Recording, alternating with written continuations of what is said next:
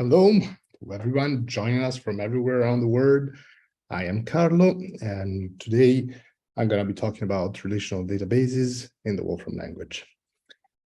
So, first of all, what's the idea of this talk? The idea is to start working with relational databases. What are relational databases? What everybody calls SQL databases, except SQL is actually just a query language, and we will not be using SQL for the most part. We're going to be using the entity framework. Some of you might already know from the built-in entities, and but to query your own databases.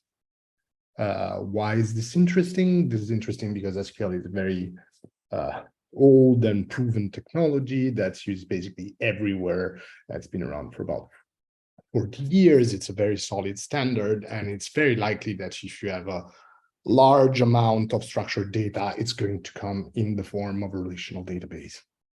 So basically, the order in which I'm going to explain things today is I'm going to get started with some philosophy, not philosophy in general, but the philosophy of how we decided to expose database querying functionality in the Wolfram language. And then I'm going to go and talk about classes of entities, how to perform inspection on external databases, how to perform queries, how and what relations are. And then if we have time, I'm going to go into SQL queries, which can be done in a couple of manners. And then I'm going to answer questions sometimes live as you ask them, and sometimes at the end, depending on the question and on how much time I want to give to it. So first of all, let me introduce you to entity value. Entity value is a function that you might have seen using in built-in entities, or you might have used implicitly, because whenever you type something like entity city Rome, Italy, population with, open square bracket after the entities, you're actually calling entity value. It's a shorthand for that. And so entity value is the main resolver of entity queries. And it takes first argument, which represents a class of entities or a single entity, or a list of entities, which is also a very explicit class of entities. And it's fully inert and symbolic, represents all the rows in the data. So if we're talking about countries, it's going to be something which represents, say, United States, France, Italy, and Burkina Faso, for example. The second argument, entity property, which is also usually plural. So it could be an entity, a class of entity properties or a list of entity properties, are what people who have worked with databases and know the algebraic way of talking about this stuff is what we call a projection. So it represents the columns. So it's asking not like, say, United States or Italy, but things like population and say area or capital city. So in general, you want to see this as like some kind of two-dimensional data, which is made of rows and columns, and so it forms a table. So first argument is going to represent the row side, and the second argument represent the column side. Resolution will only happen once you call entity value, and so the arguments to entity value are all inert and symbolic. And this is very important, as we're going to see later, because it's part of the principles of the Wolfram language to, whenever possible, have symbolic representation of things. And having symbolic representations of things as things that don't evaluate, such as, for example, an equation or a polynomial in mathematics, or in this case, things that do exist in the external world, is what makes it possible to manipulate data and code as if they were on the same level. And this is a very important language feature, specifically of the Wolfram language. We will try never to use entity list, because entity list is very often unnecessary. Entity list is a function that many of you might have used because entities have nice yellow boxes. And so sometimes you're asking entity list of entity class countries G8, and you want to know what the countries in the G8 are. But really what you're asking there are names of the countries. So that in the end is still a call to entity value. So there's usually no need to perform this call. And what we achieve by not performing needless calls to entity list is the fact that every single call to entity value is a single SQL query. Now, why is this important? This is important because if we're talking about countries, it's not really a domain of human knowledge that changes very quickly. The last time a new country was created was probably in the orders of years ago. On the other hand, maybe your performance and data analysis on an e-commerce website, which has new orders being created and dispatched at millisecond intervals. Modern databases can be massively parallel and accessed by thousands of people at the same time. And so the fact that one entity value call is a single SQL query is a very good thing because it preserves atomicity of the query. So you can be sure that the data doesn't change from when you start performing the query and when you end the query. And so the data will be consistent. On the other hand, if you say, oh, I'm going to do entity list first and then perform the query, maybe there's a second of network latency between one and the other. And in the meantime, the data has changed and you're trying to query entities or rows of the database that don't exist anymore. So just to recap, two arguments which represent rows and columns of the database, atomicity of the queries, and let's try never to use entity list. Okay, so what are these classes of entities?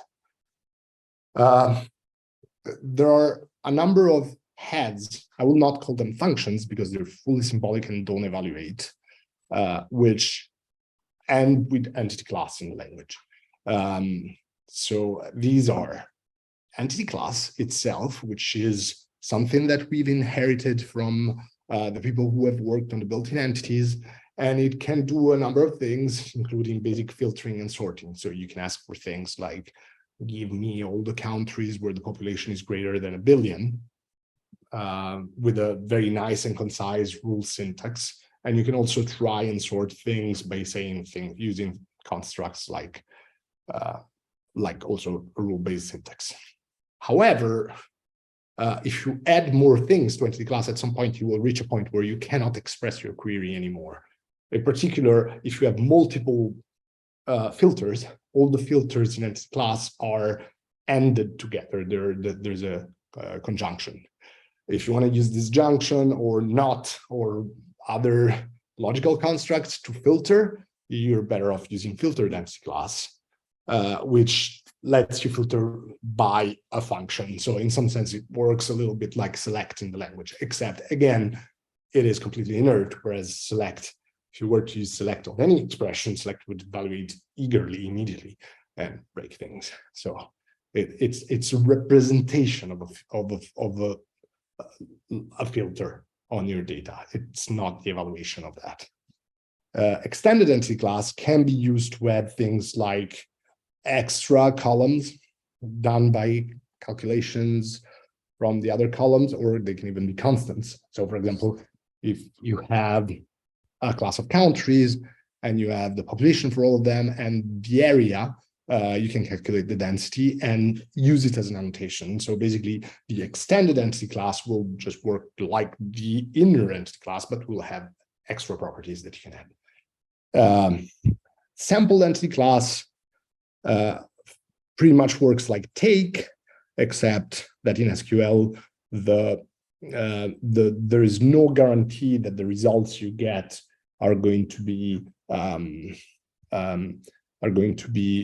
always the same if you don't specify an order. And that's why usually sorted entity class is better than sampled entity class. Sampled entity class might return the same thing twice, but it's not necessarily the case. But it's very useful. Sampled entity class is very useful for peaking. Say you have a huge amount of data and you really don't know what types they are, what values they are, and you just want to return the first 10 rows to see what's in it. Sampled entity class is your guy then. Well, sorted entity class works like sort by, and corresponds to the, so these things you see in all caps and parens are for the folks here who already know SQL and want to know basically what to use to achieve this in SQL. So aggregated entity class is very powerful, and it has two versions, two-array version, so two-argument version that will perform full aggregations on the data. So you take the whole table and you compute the total of a column, the mean of another, and the standard deviation on yet another. The three-argument version will first do groups and then aggregates on those groups. So in a way, it works like the Wolfram language group by, except it's not hierarchical. And then there is a combined entity class, which is like join across in the Wolfram language and supports things like join. Then there's union, intersected, and complemented entity class, which are used for doing set operations on entities. The beauty of these things is that all of these guys take entity classes and return entity classes. They form a nice algebra in the space of data transformations. Most of these take one entity class and return one entity class, except combine them below, which can take more than one. Combine, join usually takes two, and then union, intersected, complemented can take 1 to n of them. So moving forward, unless there are any questions or clarification people want to interrupt, I am looking at the chat, or at least a version of the chat. Okay, yeah, as I was saying, each class of entities takes another class of entities and return a class of entities. Everything is symbolic. And the other cool thing is that, which I forgot to mention earlier, but luckily it's written here, that you can know what columns this table will have. You can know what properties this table will have without actually performing any execution. And so if we go back here, filtered entity class will have the same properties as the entity class that has eaten, whereas extended entity class will have a few more depending on what's in the second argument. Sample will have the same, sorted will have the same, and so on and so forth. So it's kind of a cool system because we ourselves use the system internally to reason about what things will be available when you ask for entity properties. It's something that you can manipulate and observe entirely symbolically. Okay, so but now let's get to a real database. So in the examples that follow, I'm going to use mostly for your sake an example database that is shipped with the Wolfram language and that you can find in example data. And throughout the documentation, all the examples use this database. So basically, when I evaluate this function, relational database, basically, relational database constructs itself and builds a nice object which has a number of, it has a nice boxes that you can use to check out what's inside. But while it's really nice to be able to, click through things, it's much nicer actually to perform, ask basically the scheme of the database questions programmatically.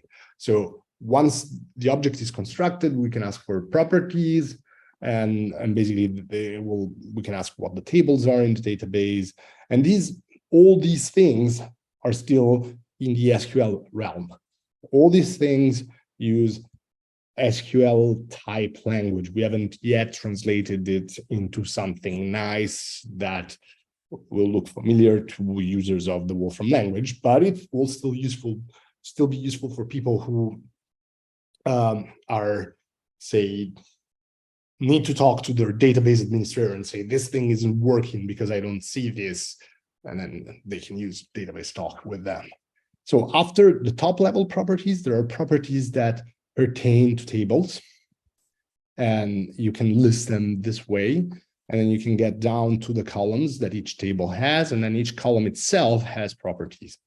And so if you take these properties, you'll have things like, so just to show you, for example, native type string is what the database saves as the type for string, which is, you see, this all caps thing that it's not very useful for us, Wolfram language user, who we're used to either having untyped code, or if it's typed for things such as the compiler or forms and so on, the types are much better curated.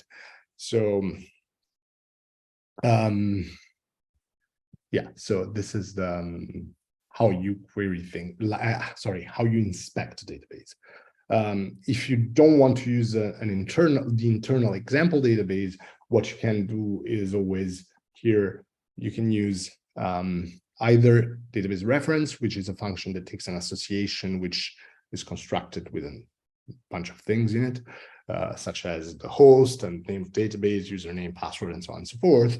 Or you can use the magic string thing like Postgres, semicolon, / and then username, @ password, colon, etc., etc. No, it's username, colon, password, @ host / name of the database. So, and we'll parse that magic string for you, and then you can access external databases.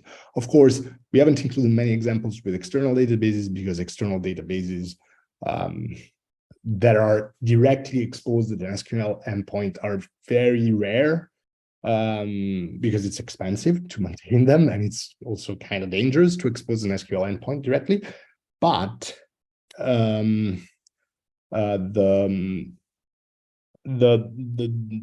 usually, if you are in an organization which has big, data lake of some sort, you will have access to the database. So,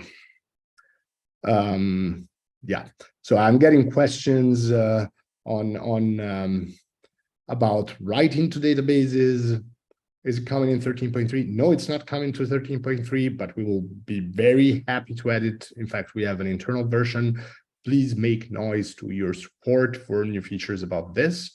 Also, windowing functions. I will show a way to do windowing functions in later slides, which is not entirely native, but it can be done. The problem with windowing functions is that it's not entirely standard in SQL dialects, so it's difficult to have a common interface for this kind of stuff. But we'll get to that. Again, if you want new features in this, it's a good thing to just tell support we need this, and it will bubble up to us or bubble down depending on where you think support is. Okay, so how do you get things from a state of raw SQL lingo into something that the Wolfram language will understand? The way to do that is to wrap the database into the relational database object with entity store. An entity store will construct this other very nice boxes thing, and where I'm going to show you that there's a couple items which look different, and so I'm going to tell you what they are. So basically, whenever you see something bold, that's in database lingo the primary key of the database, which is also called the canonical name in the Wolfram language.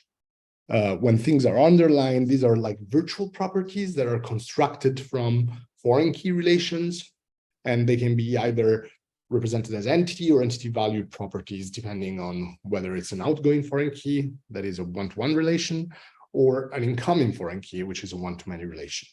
And so you can see, basically, if you go into products, in the products table, you have the product lines direct foreign key, which goes back to products as an anti-class value property. So once you have this nice entity store object, which has been enriched with things that make it possible to use it with entities, you can register it. And once you register it, then this thing is available to you as if it were a built-in entity. So from this point on, there's no difference in querying things like country or city and querying these payments, offices, etc., etc., etc. So how do we do queries? The first and easiest way to do that is you can pass just two strings. In this case, the first string represents one of the tables, so one of the entity types, and the second string represents one single property. And if I evaluate this, it's going to go to the database, which is in this case is an SQLite file, and return to me a whole column. But in general, you probably want to query multiple columns at the same time, and you can use the third argument to transform things so that they're returned as an association. So you can use property association or entity property association or entity association, depending on how you feel like that day. Or you can use dataset. There's all the things that you know and love that work with entity value with built-in entities will work here as well.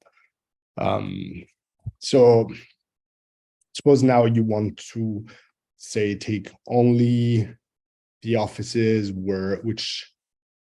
whose country is the USA, and then take the city of those offices. This is how you perform this query. And as you can see, basically you wrapped our condition into entity function, and this function knows how to convert common Wolfram language expressions into SQL expressions, which is a very non-trivial thing to do across different databases, different database vendors. So there's going to be one syntax for SQL under the SQLite, one for Postgres, one for MySQL, but maybe not for equals, but for other things, we had to do a lot of work to get this to run smoothly, even if we're using, if under the hood, we're using a framework that's called SQL Alchemy, which did some of the job for us, but getting to the levels of polish we wanted required a massive amount of work. Just to show you, this is the missing queue function, which is basically the equivalent of the SQL is null, is implemented here. And this is, again, not an entirely trivial thing to do, but it works beautifully. And as you can see, what are null values in SQL get returned as missing, not available in the Wolfram language. And another thing that is cool about this example is the fact that here in the second argument, you have one named property, just like city or country, as we had before. And then the second thing is not really a property, it's an entity function, but an entity function really kind of is a property. It's just temporary property, a computed property. So you can mix and match those things to your heart's content. So as I said before, one of the cool things you can do is like these expressions are entirely inert. So if I type this aggr stays the way I typed it, doesn't do anything. And so I can now get all the properties of this aggregated entity class, which in this case, basically what am I doing? I'm aggregating by city and country, and then I'm counting the customers for each city and country. So I can perform complex queries just by applying entity value, but if I don't apply entity value, I can keep working with this thing. So let's say I want to see the thing with the highest customer count at the top. So I can sort by descending customer count. And so basically here you can see that I have taken the previous query, which was fully symbolic, wrapped it, constructed a new fully symbolic query sort, and only at the end I have executed the database query. And so we can see that the two largest markets for this company are Madrid and New York City. And surprisingly, Brickhaven, which I don't even know where it is. Hopefully nobody here is from Brickhaven. So, so this is the data. Another thing right now we're still using things which are like just integers and strings, but given that we have performed some type analysis on the database, whenever there's numbers, we can convert them appropriately, and whenever there's dates, we can also, perform date operations on them and return them as date objects to the Wolfram language. So all that part of which is always, there's always a little bit of an implicit mismatch between the database and the language you're actually doing your business logic in with taken care of, as you would expect. Now, one interesting thing for those of you who well, I'm going to answer a question because otherwise I'll get distracted. Seth Chandler on the stream is asking whether this operation can be pipelined with /star notation. And this is a question he's asked me in person a few years ago. And I'm not a big fan of the /star notation because I feel that you end up with code that reads at the same time left to right and right to left. But I think Seth's style of coding is always more using like /star rather than a normal application. And so it's always in the same direction. And this can be done because these operations are entirely symbolic. And so you just have to define basically pure functions on them, because we can't, given some of these are var, you can't really do operator forms on them because they would be ambiguous. But as far as I remember, I think Seth is writing a book or has written a book and maybe has just come out. And I'm pretty sure that this is a trick question and the answer is on the book. So, go and read his book. I'm sure there's interesting stuff in it because I've seen him many times at the tech conferences and he's a great speaker. So I must imagine he's also a pretty good writer, right? So anyway, what I wanted to talk about now is basically what we're doing under the hood and how these things get compiled to SQL. So basically there is this hidden variable, which feel free to copy or screenshot and whatever, which can be turned on. And every time you perform a query, it will return the SQL that has been executed. And so in this case, as I was saying before, the function missing q gets rendered as a is null. So it's asking whether the state property is null. And this creates a synthetic property. And so basically we get state as state and this expression as synthetic property 1 from offices. And so we can ask questions like, for example, this question is like, we filter the entity class of the orders and we ask what is the name of the customer that's performing an orders on Sunday. And this is a case where, since this is being executed on SQLite, it's really massively complicated to know what's happening with dates because SQLite doesn't really support dates natively, and so the order dates are stored as Unix times. And so basically this thing, which looks pretty simple in the Wolfram language, it's like a one-liner, becomes this monster of an expression with a case when to get out the dates. And so basically then it compares it to Sunday, and these are our customers, and then it asks for the customer name. So there's even an extra step here because we have to get the name out of the customers.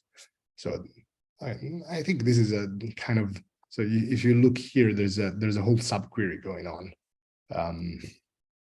So this is a pretty complicated case where we do something absolutely non-trivial by constructing the query symbolically internally and then translating Wolfram language to SQL, just to convince you that there is use in this, even if you do know how to use SQL. Okay, so this is one of my favorite parts. relations. So first of all, we need to look at the database and the schema of the database and try to understand what the structure is. So basically, every time you interact with a well-constructed SQL database, there's going to be relations between the tables. What are relations? Relations in general are constraints in the database that tell you that a given column of the database is going to have values that depend on the values of another column, in general on the primary key of another column. And so this means that each row can reference data into another table. And this is very important to avoid duplicating data. So for example, in general, if you have two employees who work out of the same office, you don't want to duplicate the information about said office in the table that represents just the data about the employees. So, for example, I, Carlo, work for Wolfram from my home office in Rome, Italy, but there's other people working in Italy.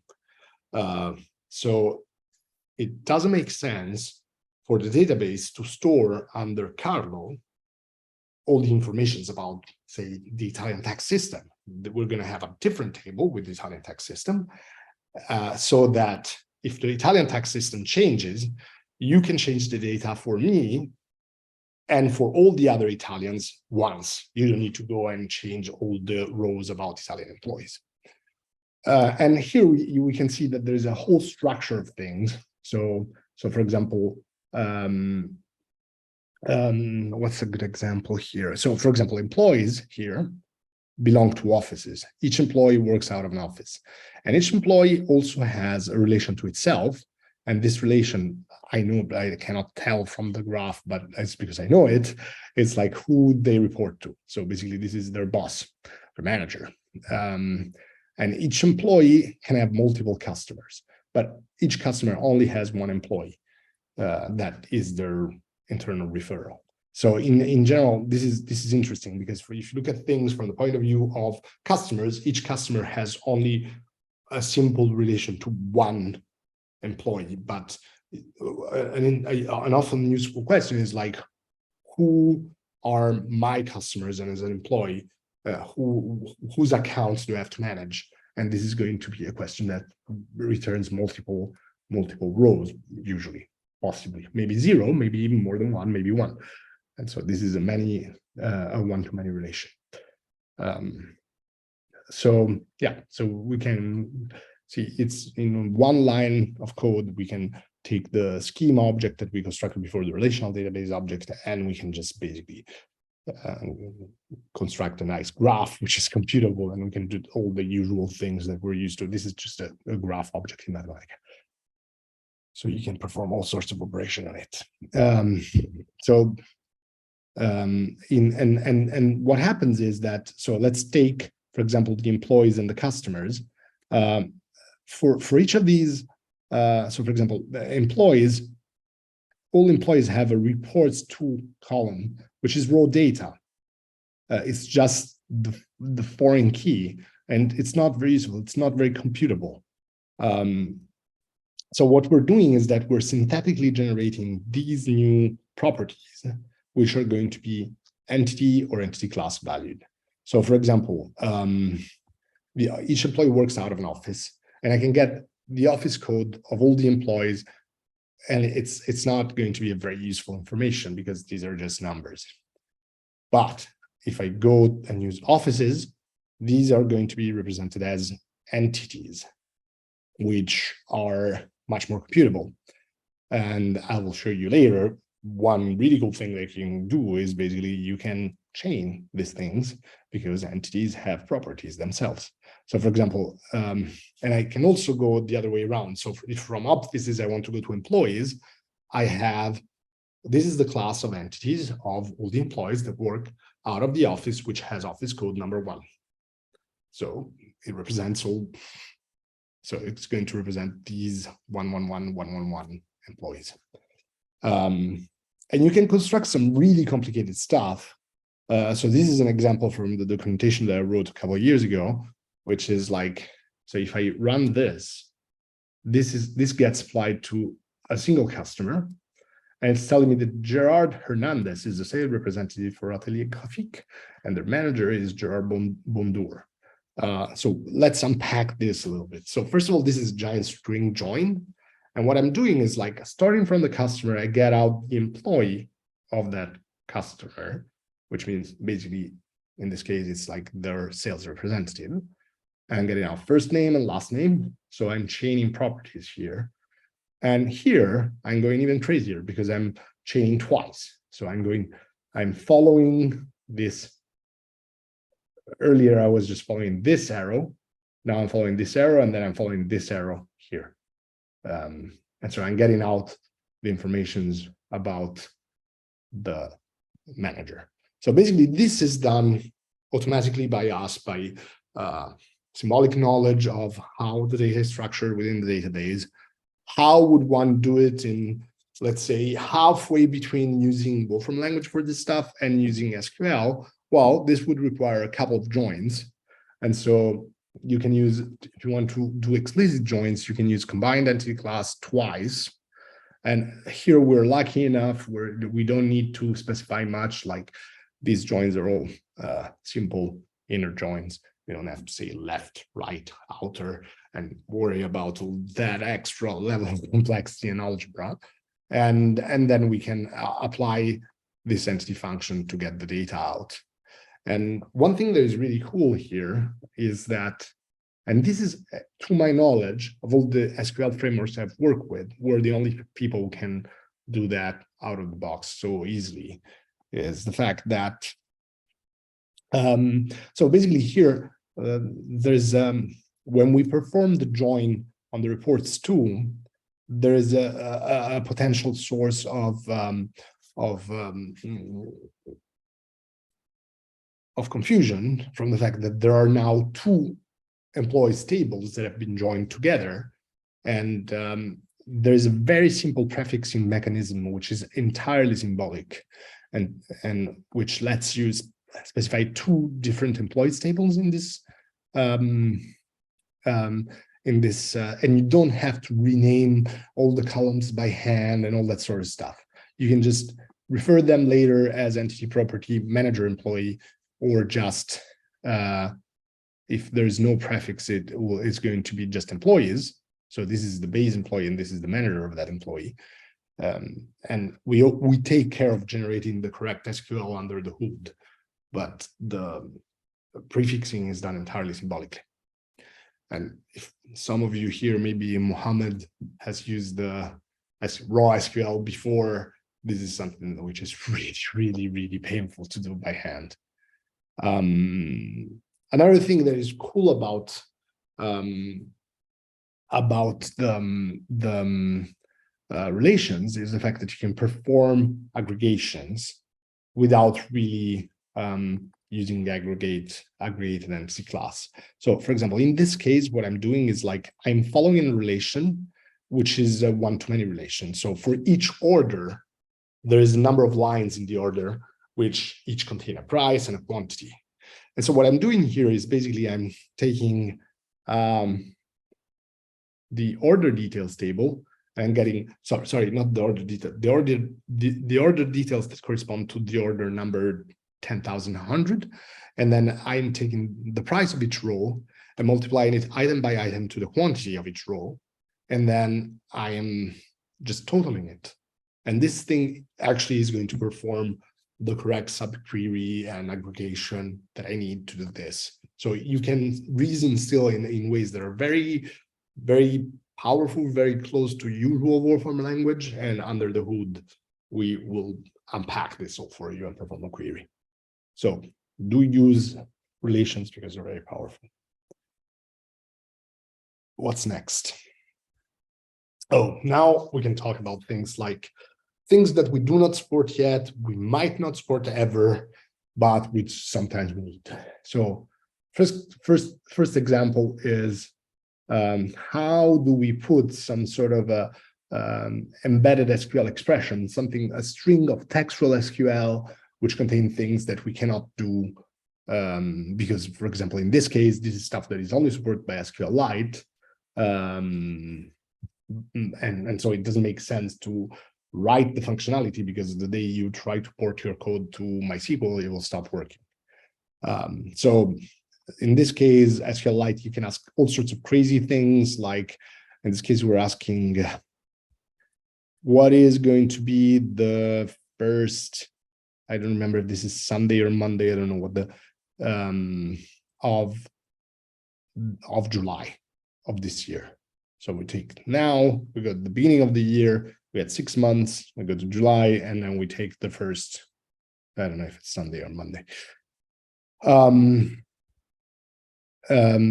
Then we can do things like, for example, in this case, one cool thing about this is that we can use the templating language of template apply, string template, and so on and so forth to bind external values out of this. So for example, in this case, we're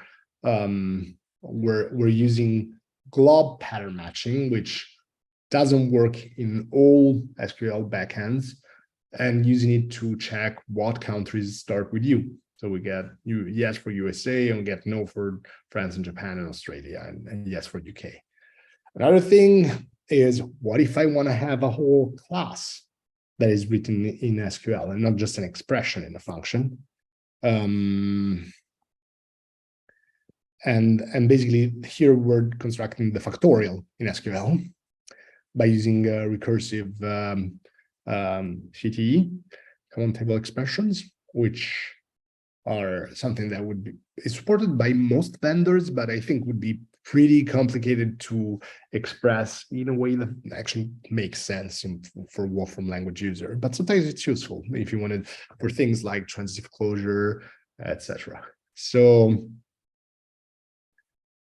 but if you want really fully arbitrary stuff, great, just didn't work. Got a support, but let me undo so you can see what it was doing. So if you want to write to SQL, for example, as Mohammed was asking earlier, you can create this table of developers and insert into it data and then select from it, and this will just do it. The thing that didn't work, just FYI, is the fact that I was trying to use SQLite in memory without actually creating a file, but if you put a file here, it will work just fine. Okay, so this is if you want to do completely arbitrary stuff, and you want it, it's especially interesting if you want it intermingled with the rest of the stuff. So for example, one thing that is really cool about this is that if you write an embedded SQL entity class, you can still ask, you can still reason about its properties. As you can see, I'm a bit slow typer today. And it has, you see, I mean, it didn't format properly, but it has two entity properties, one named N, and well, it didn't format properly because, of course, we never did it. But yeah, we shouldn't hide the fact that this comes from a query. But you can see that we get the entity properties out. And so it behaves just like any other entity class. So before I move to the next slide, I'm going to answer a question from Alan, who's asking, was the decision to make the entity version of group by non-hierarchical by design? The answer, and then he says, nesting group bys enables creating indices on the fly. Well, the reason why we made it non-hierarchical is because if you make it hierarchical, then what you get out is not an entity class anymore.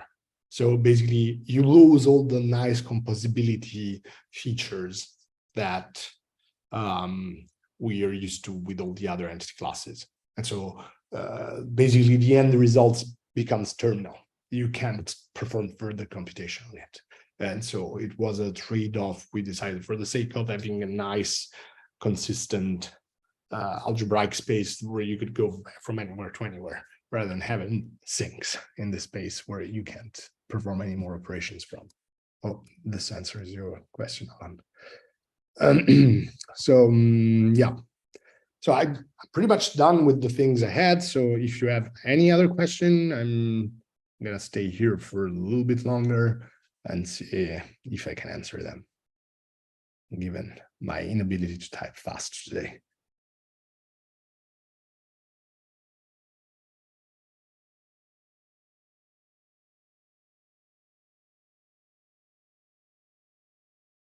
Do we have some like elevator music to add to this so that it doesn't sound too lonely?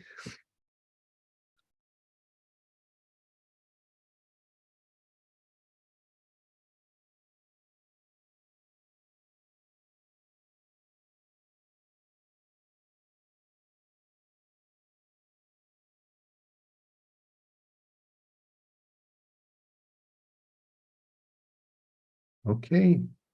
They're telling me that there's not much in terms of questions coming, so maybe we can just close the stream here.